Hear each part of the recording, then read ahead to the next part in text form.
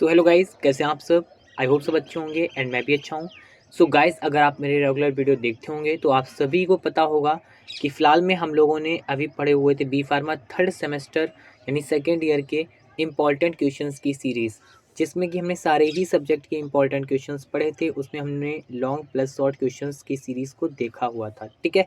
अभी हम लोग फ़िलहाल में उसके सॉल्यूशन प्रोवाइड कर रहे हैं आपको, और अभी हम लोग पढ़ रहे हैं फार्मास्यूटिकल इंजीनियरिंग के इम्पॉर्टेंट क्वेश्चंस की सीरीज़ के सॉल्यूशन लॉन्ग लॉन्ग जो मतलब अब क्वेश्चन सीरीज़ थी उसके, ठीक है। तो बेसिकली हम लोगों ने अपने यूनिट फर्स्ट के 4 क्वेश्चंस पढ़ लिए हैं। आज हम लोग 5वां पढ़ने जा रहे हैं, यानी 5th one. Okay, this one.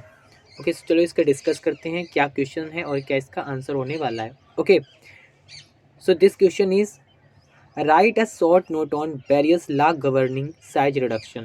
So basically जो साइज रिडक्शन के लिए लॉ गवर्निंग है, ओके, तो उनको हम लोग को डिस्कस करना है। यानी बोले तो जैसे कोई एक पार्टिकल है, ड्रग पार्टिकल, उसको जब हम लोग रिड्यूस करते हैं, उसकी सरफेस एरिया बढ़ाते हैं, या बोलते हैं कि उसको कई पार्टिकल्स में तोड़ देते हैं। क्यों? ताकि जो ये ड्रग पार्टिकल है, इससे हम लोग जो भी प्रिपरेशन बनाएं वो हमारी अच्छी बने। तो सबसे पहले क्या करता है, ड्रग पार्टिकल्स को हम लोगों को साइज उसका रिड्यूस करना पड़ता है, ठीक है। तो उसमें हम लोग कौन कौन से लॉ गवर्निंग हैं उनको पढ़ने वाले हैं आज, ठीक है। तो चलिए शुरू करते हैं। सो ये रहा आपका answer, law governing size reduction. Okay, so समझते हैं। These are the law governing energy and power requirement of size reduction process. यानी देखिए, लॉ गवर्निंग क्या है, ये बेसिकली एनर्जी और पावर है जो कि रिक्वायर्ड होती है किसी भी ड्रग पार्टिकल या कोई भी पार्टिकल का क्या करने के लिए, उसका जो साइज है उसको रिड्यूस करने के लिए जो प्रोसेस यूज हो रहा है वही आपका कहलाता है लॉ गवर्निंग, ठीक है। यानी कि जो एनर्जी और पावर आपकी रिक्वायर्ड है किसी भी पार्टिकल को रिड्यूस करने के लिए, कोई भी प्रोसेस हो उसमें, ठीक है, तो वो जो प्रोसेस या जो लॉ कहलाएंगे तो उसको हम लोग कहते हैं law governing size reduction. Okay, so here we can discuss it. Size reduction is a very ineffective process because appropriate only 1% of the energy put in the machine actually effect size reduction। देखिए क्या बोल रहा है कि जो आपका size reduction process है वो वेरी अनइफेक्टिव प्रोसेस है। क्यों? क्योंकि इसमें जो आपकी एनर्जी लग रही है, ठीक है, only 1%, okay, only 1% of energy put in the machine actually effect size reduction. यानी जो साइज रिडक्शन में जो भी आपकी एनर्जी एक तरीके से क्या कर रही है, काम कर रही है या यूज हो रही है, वो सिर्फ 1% ही एनर्जी लग रही है। यानी कि 99% आपकी जो एनर्जी है वो लॉस्ट हो जाती है। ये देखिए लिखा भी है, the reminders of the energy is nearly 99% of the energy is lost in many ways. कई सारी बेस से क्या है, जो आपकी एनर्जी 99% एनर्जी है वो वेस्ट जाती है। बोले तो जैसे आपका ये ड्रग पार्टिकल कोई है, इसको रिड्यूस करना है, ओके, इस तरीके से, तो इसमें जो पावर और आपकी जो एनर्जी लग रही है वो कितनी लग रही है, only 1%। Only 1% is use for the size reduction process and and nearly 99% energy will lost for various ways. Okay, अब कौन कौन से वो बेज हैं उसको हम देख लेते हैं।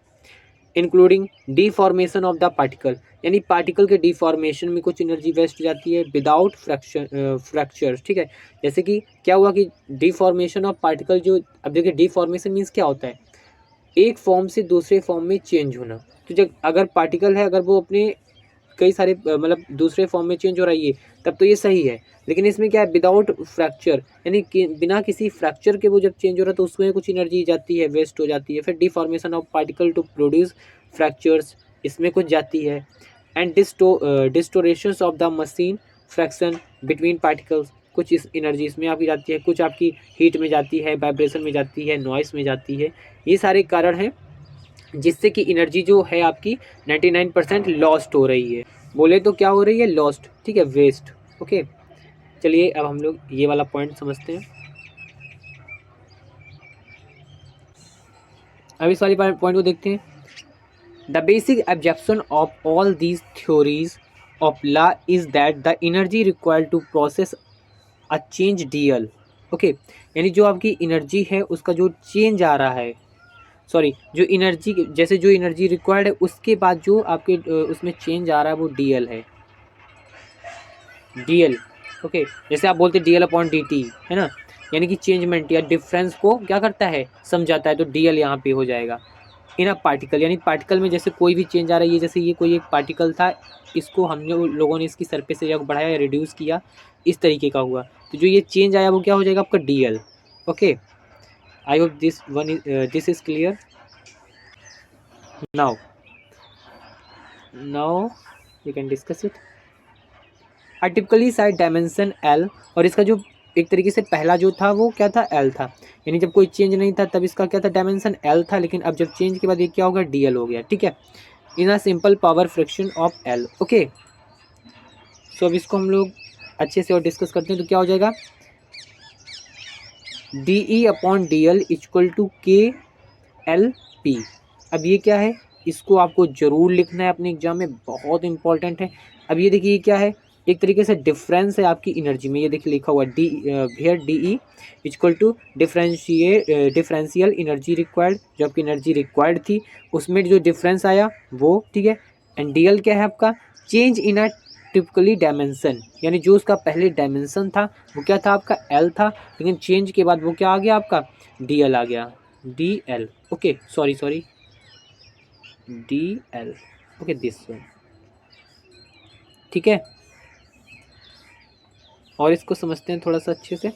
अभी आपका यहाँ पे L क्या है, magnitude of a typically length dimension before size reduction, जब कोई साइज रिडक्शन नहीं हुआ था उस टाइम का ये आपका मैग्नीट्यूड या बोल सकते हो डायमेंशन है, ठीक है। एंड K क्या है, constant related to the material, ये कांस्टेंट है बेसिकली। एंड P क्या है, exponent. Okay, I hope this is clear. ये आपको बहुत अच्छे से लिखना है, और बल्कि इसको इस तरीके से ब्रैकेट बना के अपने एग्जाम में आपको रिप्रेजेंट करना है, ठीक है। अब बेसिकली इसमें लॉ को देख लेते हैं, the 3 law of size reduction are. इसमें देखिए बेसिकली क्या है, आपकी 3 लॉ हैं, कौन कौन से लॉ हैं, द फर्स्ट वन इज क्रिक law, and the second one is volt rectangles law, and the third one is Bond law. अब एक लॉ को हम लोग अच्छे से समझ लेते हैं, तो फर्स्ट लॉ को हम सबसे पहले देखते हैं, क्रिक लॉ का। The energy required to reduce a material in size is directly proportional to the size reduction ratio. इसमें क्या है, जो एनर्जी रिक्वायर्ड हो रही है, ठीक है, टू रिड्यूस मटेरियल, यानी किसी भी मटेरियल के पार्टिकल को रिड्यूस करने के लिए जो एनर्जी रिक्वायर्ड हो रही है in a size is directly, वो डायरेक्टली प्रोपोर्शनल है किसके, साइज रिडक्शन रेशियो के। ओके, ये तो हो गया, यानी कि क्या, कि जो एनर्जी रिक्वायर्ड हो रही है किसी मटेरियल के पार्टिकल्स को रिड्यूस करने के लिए वो डायरेक्टली प्रोपोर्शनल है साइज रिडक्शन रेशियो के। And second one is bond rectangle law, क्या है, the energy required to size reduction is directly proportional to the increasing in surface area of the particle। यानी कि जैसे ये चीज़ है, ये आपका पार्टिकल है, इसको आपने क्या किया, रिड्यूस कर दिया, तो ये अब ये क्या हो गया इसका, ये बेसिकली आपके हो गया क्या, इसकी सरफेस एरिया बढ़ गई, ठीक है, पार्टिकल्स की। तो ये आपके किसके, यानी कि ये आपके साइज रिडक्शन के इन्वर्सली प्रोपोर्शनल है, ओके, किसके, सॉरी, इसके डायरेक्टली प्रोपोर्शनल है किसके, increasing in surface area of the particle, ठीक है। अब third one is Bond law, the energy required for size reduction is inversely proportional to the square root of the dimension of the particle produce, ठीक है। अब इसमें क्या है कि जो एनर्जी रिक्वायर्ड हो रही है साइज रिडक्शन के लिए वो इनवर्सली प्रोपोर्शनल है स्क्वायर रूट के of dimension of the particle produce, जो पार्टिकल वो प्रोड्यूस कर रहा है। आई hope this is clear. Okay, so here first one we will discuss it with this equation, this। अब इस स्टेटमेंट में देखिए बेसिकली अब इसमें तुम्हें बहुत ज़्यादा नहीं लिखना है। ओके, अगर ये चाहते हैं स्टेटमेंट क्या कह रहा है ये लिख दो, और इसका ये सीधे फॉर्मूला या इक्वेशन लिख के मेन लिख दो। अगर आपको ये भी बहुत ज़्यादा लेंदी लग रहा है तो डायरेक्टली सिर्फ आपको इतना रटना फिर पड़ेगा, डायरेक्टली ये चीज़ें मतलब मेन चीज़ें लिख दो, ठीक है, ऐसे। अब देखिए हम समझाते हैं आपको, जैसे कि पहले क्या है, क्रिक लॉ, स्टेटमेंट क्या है, the energy required for the size reduction is directly proportional to the logarithm of the size reduction ratio, ये लिख दीजिए, ठीक है। The amount of energy required for the crush giving, ये सारी चीज़ें आपको नहीं लिखनी है, फिर सीधे आ जाइए यहाँ पे, as per the basic assumption governing law of size reduction is DE upon DL equal to KLP। ये तो हमने जो फॉर्मूले में लिखा था वही लिखा है, ठीक है। अब यहाँ पे क्या है, as per Kick's assumptions the value of P is equation 2.1 is -1, ठीक है। तो यहाँ पे क्या किया है इन्होंने, P को इक्वेशन को जो 2.1 है उसको -1 इन्होंने बताया है यहाँ पे। सो आपका K क्या हो गया, K इक्वल टू K, फिर नीचे उसके K है, फिर FC, ठीक है, ये है, ओके। फिर यहाँ पे उन्होंने क्या कर दिया है कि where K and K is क्रिक कांस्टेंट, ये K जो है वो क्या है, क्रिक कांस्टेंट है, and FC is a crushing strength, ये क्रसिंग स्ट्रेंथ है of the material, okay. So this one पहले आप लिखेंगे DE upon DL equal to KK, चूँकि K की जगह पे आपका क्या आ गया, KK, ओके। एंड L की जगह पे आपका क्या आ जाएगा, L रहेगा, चूँकि वो -1 में था, उसे हम लोग बाद में लिखेंगे, लेकिन है ना। FC फिर आप लिखेंगे, फिर L -1 कर देंगे, ओके।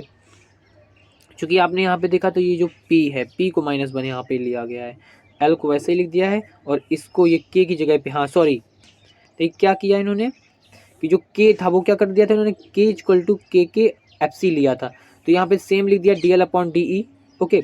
अब K की जगह इन्होंने क्या लिया है, KK FC, ठीक है। फिर इन्होंने L की जो जगह था, ठीक है, L लिख दिया है, और फिर P की जगह इन्होंने लिख दिया है -1, चूँकि P यहाँ पे इन्होंने -1 बोला है। आई होप इतनी सारी चीज़ें क्लियर हुई होंगी। अब इसका हम लोग लॉग ले लेंगे, है ना, log integration. So on the integration gives क्या देता है, E, ओके, E, फिर KF upon KFC log E L1 upon L2 this, okay. So आपको इतना ही लिखना है इसमें, जल्दी जल्दी समझ आते हैं क्योंकि टाइम बिल्कुल भी ज़्यादा नहीं है। अब बात कर लेते हैं बॉन्ड रेक्टेंगल ला की। इसमें क्या है, rectangle absorption that the energy required for the size reduction is directly proportional not to the change in length dimension but the change in the surface area. यानी इन्होंने बोला था कि जो आपकी एनर्जी रिक्वायर्ड है वो डायरेक्टली प्रोपोर्शनल है, ठीक है, change in the length dimension but to the change in the surface area. ये क्या करता है, सरफेस एरिया को चेंज करता है, ओके। अब this lead to the value, ये वैल्यू को लीड करता है किससे, -2 फॉर P, जो P है वो -2 है, ओके, इन इक्वेशन 2.1, ओके।